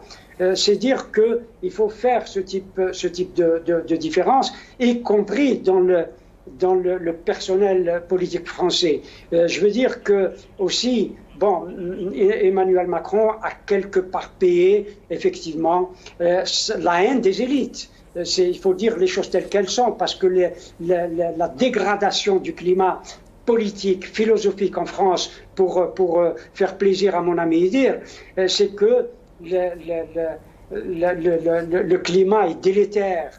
Il est très délétère et la gauche, on voit l'état dans lequel elle se trouve parce qu'elle n'a pas été à la hauteur de ses responsabilités. Et ce que l'on appelle, et j'ai entendu le docteur Desroches le dire, la droite dite républicaine aussi a joué beaucoup avec le feu et a essayé de manger elle aussi avec le diable sans se munir d'une longue cuillère.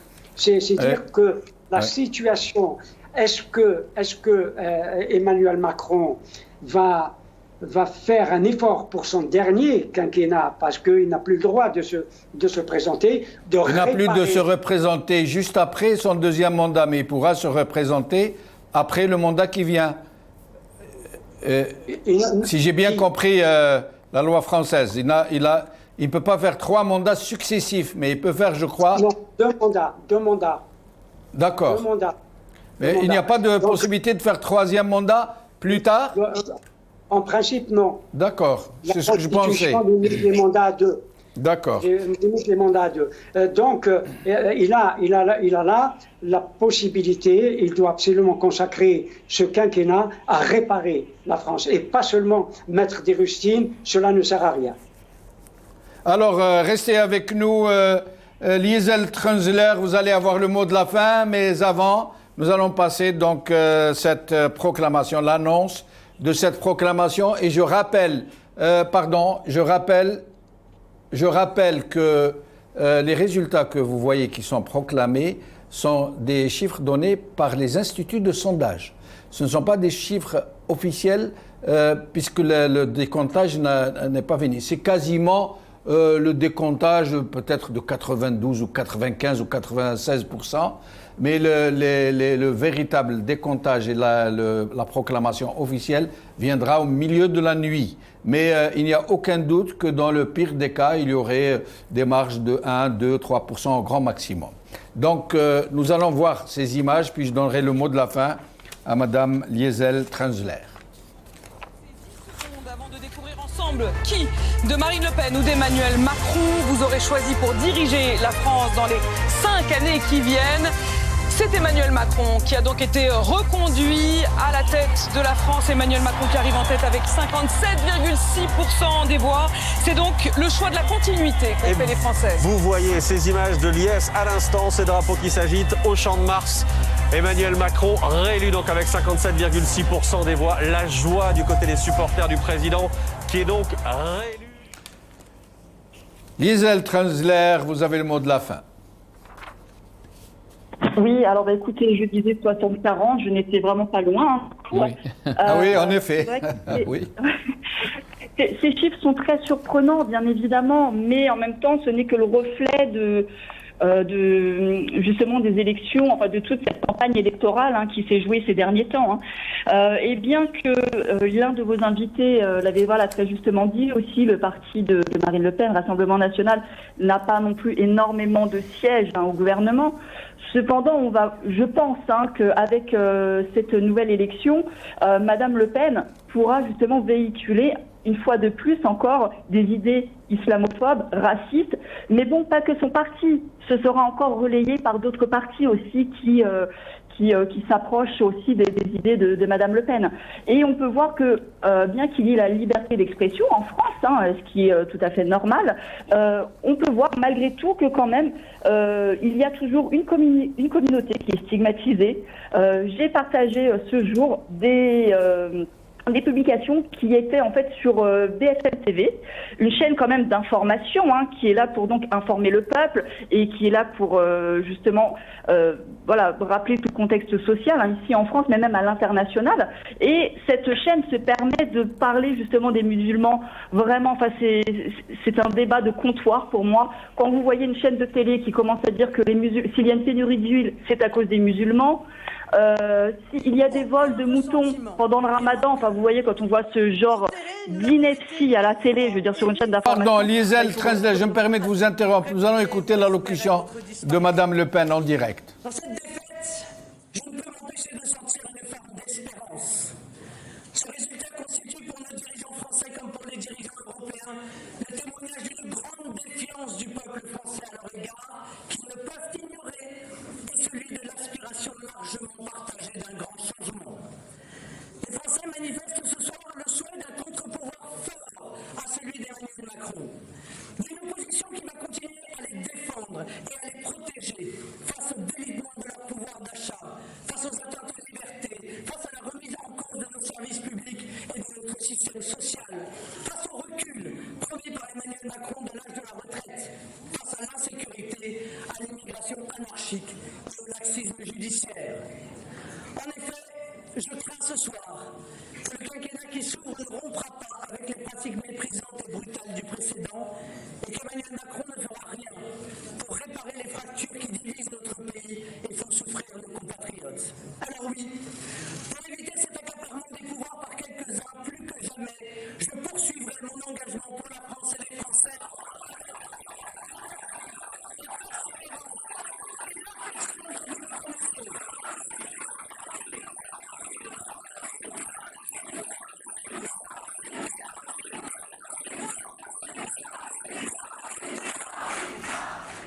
Liesl Trenzler, je vous laisse poursuivre. Voilà, Madame Le Pen vient de s'exprimer.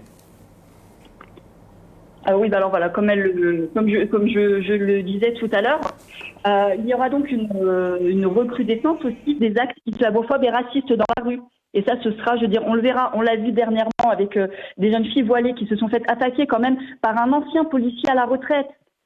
Je pense que ceci en dit long justement sur la situation actuelle ici en France. Et vous verrez donc, alors comme je disais tout à l'heure avec la chaîne de télé où on parle tout le temps des musulmans, vraiment quand on en arrive à ce point-là, je pense qu'il y a vraiment un gros problème, un gros malaise ici en France. Et comme le disait aussi M. Desroches, c'est vraiment malheureux que bon nombre de Français pensent ceci. On est quand même dans un pays libre et si on en est maintenant arrivé, je dirais, à toujours juger les autres et à les mépriser, ce n'est pas du jugement, c'est juste du mépris, je trouve ça vraiment scandaleux et très triste. Et voilà, j'ai peur quand même, j'ai vraiment très peur pour la suite en France. Merci beaucoup, merci à tous nos invités. Je rappelle qu'après le Ftor, il y aura une autre émission de couverture spéciale sur les présidentielles françaises avec des débats, avec la confirmation des chiffres. Nasser. Donc, juste pour dire, Jamaldine, on a entendu donc, Marine Le Pen s'exprimer et les soutiens aussi de Macron sont en train d'attendre Macron qui a suivi ses résultats, Jamaldine, au palais de Champs-Élysées, mais qu'il va se déplacer en direction de Champ de Mars. C'est là, au pied de la Tour Eiffel, qu'Emmanuel Macron retrouvera ses soutiens et la plupart de ses ministres pour la soirée. Juste une information, Jamaldine, le calendrier de la présidentielle, donc le résultat de l'élection présidentielle sera officiellement proclamé mercredi le 27 avril. La cérémonie d'investiture du nouveau chef de l'État aura lieu au plus tard le 13 mai au soir. Lors de cette cérémonie, le président du Conseil constitutionnel va donner lecture des résultats, les proclamer solennellement et instituer président de la République le vainqueur, donc M. Macron, de cette élection. Les Français seront de nouveau appelés aux urnes les 12 et 19 juin pour élire les députés et donner ou non une majorité à Macron, le nouveau président. Très bien. Alors, précision, j'avais dit qu'il y aurait une émission. Non, il n'y aura pas d'émission, me dit-on. Mais le déplacement de nos équipes au siège électoral de M. Macron pour essayer de vous passer en direct son allocution. Avant de vous quitter, nous allons donner la parole à François Desroches. Pour 2 minutes, s'il vous plaît. François Desroches. Alors, je voudrais maintenant dire, il appartient à la minorité éclairée de refuser cette fatalité, de dire non à la résignation pour combattre cette thèse culturellement monocolore au relent arrogant et raciste, pour retrouver la France des Lumières, la France que nous aimons tant. C'est triste de voir cette petitesse d'esprit et ce nationalisme étriqué gagner cette belle France chaque jour un peu plus. Et c'est dommage. Mais le combat continue. François Desroches, merci beaucoup. Merci à tous nos autres invités. Merci à vous, chers amis, d'avoir suivi cette émission. صحفتكم بقوا على خير بسلامة.